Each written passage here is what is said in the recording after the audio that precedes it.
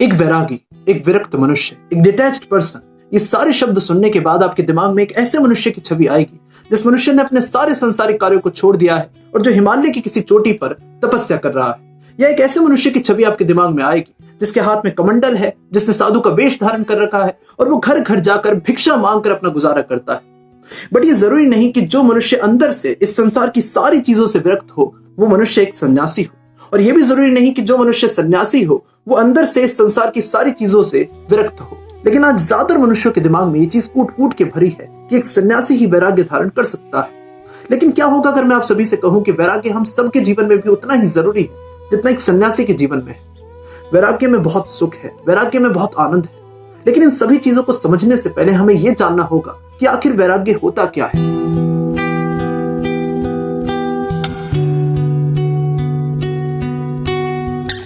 वैराग्य का अर्थ है इस संसार की किसी भी चीज पर निर्भर ना होना, इस संसार की किसी भी चीज से आसक्त ना होना।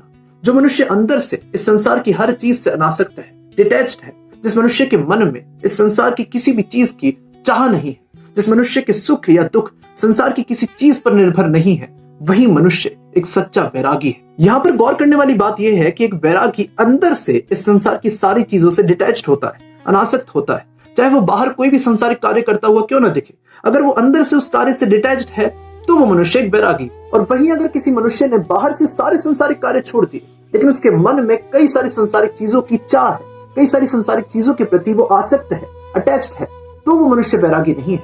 अब मैं आपसे किसी एक प्रश्न पूछता हूँ। दो पर्सन्स हैं, पर्सन ए और पर्सन बी।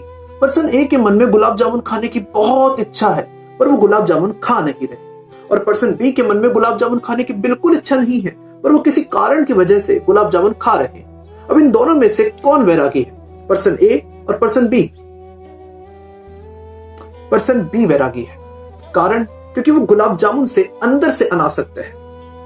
वैरागी होना या ना होना इंटरनली डिपेंडेंट है, एक्सटर्नली नहीं। तो अब आते हैं इस पॉइंट पर कि वैराग्य हम सभी के जीवन में होना क्यों जरूरी है। आज मैक्सिमम पीपल्स ये कहकर बहुत ही स्मार्ट बनते हैं कि मैं सिर्फ आईफोन्स यूज करता हूं, मैं एंड्रॉइड फोन्स यूज नहीं करता, मैं सिर्फ ब्रांडेड कपड़े पहनता हूं, मुझे नॉर्मल कपड़े पहनने की आदत नहीं है, मुझे सिर्फ एसी में ही नींद आती है, बिना एसी के मुझे नींद नहीं आती, मुझे मेरे नाश्ते में मेरी फेवरेट डिश ही चाहिए, अगर वो डिश मुझे नहीं मिली तो मैं नाश्ता नहीं करूंगा। जो मनुष्य ये कह रहा है कि मुझे इस फैसिलिटी की आदत है, मैं इस फैसिलिटी के बिना रह नहीं सकता, वो मनुष्य ये कहकर ये साबित कर रहा है कि ये सारी फैसिलिटीज उसके जीवन की कमजोरियां। अगर उनके जीवन से एक भी फैसिलिटी को निकाल दिया जाए तो उन्हें अपना जीवन व्यर्थ लगने लगेगा। अगर उनके जीवन से आईफोन को निकाल दिया जाए तो वो कहेंगे ये कैसा जीवन है, हे भगवान मैंने ऐसा कौन सा पाप किया था जो इतना भयानक दंड मुझे दिया। आप जितना ज्यादा इन संसारिक चीजों पर निर्भर होंगे, डिपेंड होंगे, आप उतने ही ज्यादा अंदर से कमजोर बन जाएंगे। और आप जितना ज्यादा इन संसारिक चीजों पर अपनी निर्भरता को कम करेंगे, अपनी डिपेंडेंसी को कम करेंगे, आप उतने ही ज्यादा अंदर से स्ट्रांग बन जाएंगे। आज ज्यादातर मनुष्य ज्यादा पैसा इसलिए कमाना चाहते हैं क्योंकि उन्हें बेस्ट से बेस्ट फैसिलिटीज चाहिए। उनकी सारी खुशियां उन्हीं फैसिलिटीज पर निर्भर है। मेरे पास एक छोटा सा फोन है, काश एक बड़ा सा आईफोन होता। मेरे पास एक छोटी सी टीवी है, काश एक बड़ी सी एलईडी होती। मेरे पास एक छोटी सी कार है, काश एक बड़ी सी कार होती।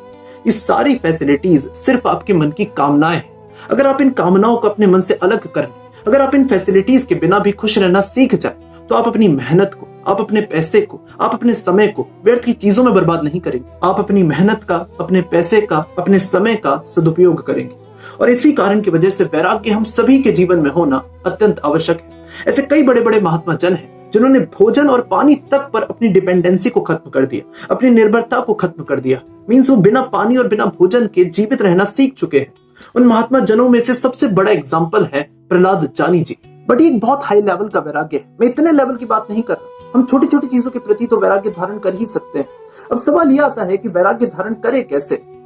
आपका मन चेंजेबल है, अब जिन चीजों में मन को लगाते हो मन उन्हीं चीजों की कामनाएं करने लगता है। अगर आप थोड़ा सा प्रयास करें और मन को उन फैसिलिटीज से हटाकर किसी प्रोडक्टिव वर्क में लगाएं तो एक समय ऐसा आएगा कि आपका मन उस प्रोडक्टिव वर्क में लग जाएगा और आप धीरे धीरे वैराग्य की तरफ आगे बढ़ने लगेंगे।